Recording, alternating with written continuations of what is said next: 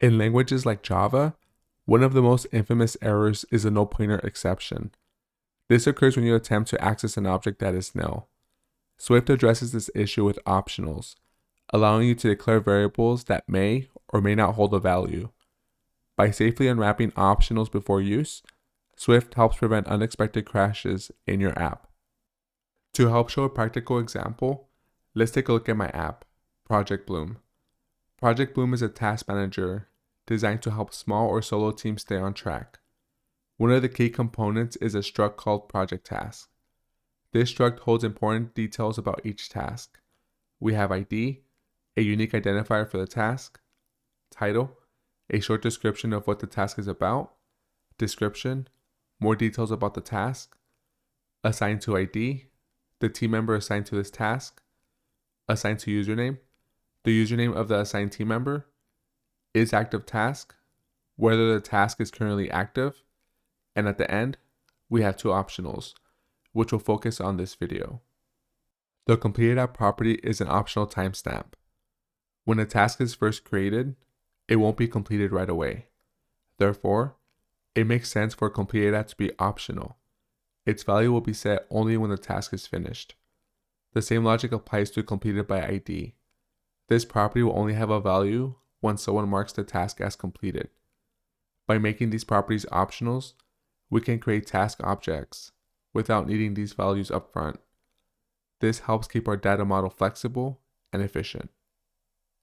To see how we can create this struct with optionals, let's take a look at our database manager. The database manager handles all the functions that pull data from Firebase. I'll scroll down to the function responsible for assigning default tasks. I spaced it out so we can really focus on it. In this app, a user can only have 2 tasks at a time within a project. This is an attempt to keep users focused without overwhelming them.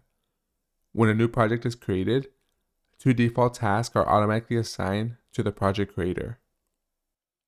We create these default tasks and store them in an array called Start a Project Task.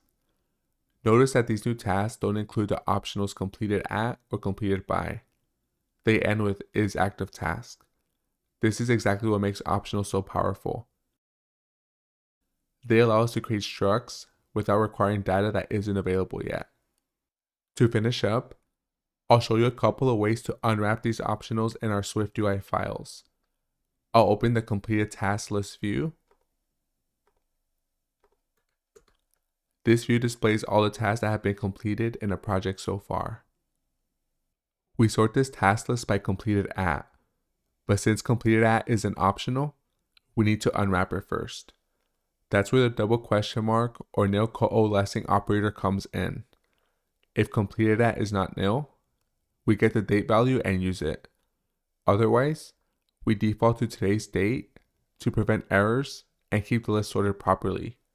This is just a fallback, since the actual completion date is recorded in our code when a user marks a task as complete. We use the nil coalescing operator to unwrap the completedAt optional when sorting the task. But if we look below, we also display this date in our UI. In this case, we used a guard-let statement to unwrap it. This is another approach to handling optionals. If completedAt is nil, we simply return an empty string. Otherwise, we format and return the date in the style we choose. This was a quick overview on optionals in Swift and how they're used in a real project.